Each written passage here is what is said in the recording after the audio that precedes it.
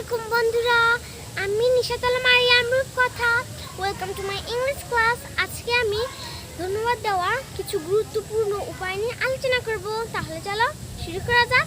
প্রতিদিনের জীবনযাত্রায় আমরা যেসব আচরণ সাধারণত করে থাকি তার মধ্যে অন্যতম হচ্ছে কাউকে তার সাহায্যের জন্য ধন্যবাদ দেওয়া। যাকে আপনি ধন্যবাদ দিচ্ছেন তার সঙ্গে আপনার সম্পর্ক এবং তার মাধ্যমে আপনার কী ধরনের উপকার লাভ করছেন তার উপর ভিত্তি করে ইংলিশে বেশ কয়েকভাবে ধন্যবাদ দেওয়া হয়ে থাকে। আজ আমরা জানব সাদামাটা থ্যাংক ইউ ছাড়া আরও 5টি ভিন্ন উপায়ে কিভাবে ধন্যবাদ দিতে পারি। তাহলে চলুন শুরু করা যাক। প্রথমে আসি থ্যাঙ্কস মানে ধন্যবাদ। এটি ধন্যবাদ দেওয়ার ইনফর্মাল উপায়।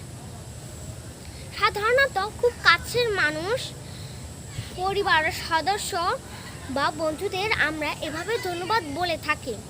পরীক্ষার সময় আপনাকে কলম ধার দেওয়া বন্ধুটিকে আপনি হেসে মুখে বলতে পারেন থ্যাঙ্কস ফর দ্য পেন। এবার আসি থ্যাংক ইউ ভেরি মাচ। এটি ধন্যবাদ প্রকাশের ফর্মাল উপায়। সাধারণত বয়সে বড় ও সম্মানিত কাউকে এভাবে ধন্যবাদ দেওয়া হয়। কর্মক্ষেত্রে বস বা সহকর্মীদেরকে এভাবে ধন্যবাদ বলা যায়। এবার আসি থ্যাঙ্কস আ লট মানে অসংখ্য ধন্যবাদ। এটি ইনফর্মাল উপায়। কাউকে তার সাহায্যের জন্য ধন্যবাদ জানাতে এটি ব্যবহার হয়। যেমন I like your gift, thanks a lot, অর্থাৎ তোমার উপহারটি আমার পছন্দ হয়েছে, তোমাকে অসংখ্য ধন্যবাদ।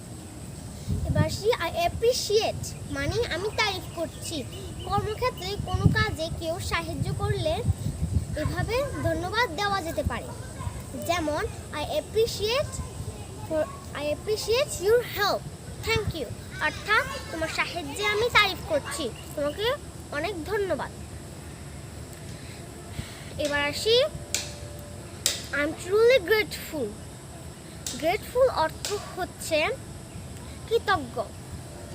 কোনো গুরুত্বপূর্ণ কাজে বা আর্থিক সাহায্যের মতো গুরুত্বপূর্ণ ব্যাপারে আমরা এভাবে ধন্যবাদ দিতে পারি।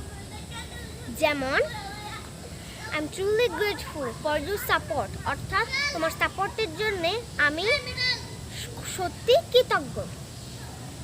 এতক্ষণ আমরা ধন্যবাদ দেওয়ার কিছু গুরুত্বপূর্ণ উপায় নিয়ে আলোচনা করলাম। আজ থেকে আমরা সাদামাটা থ্যাংক ইউ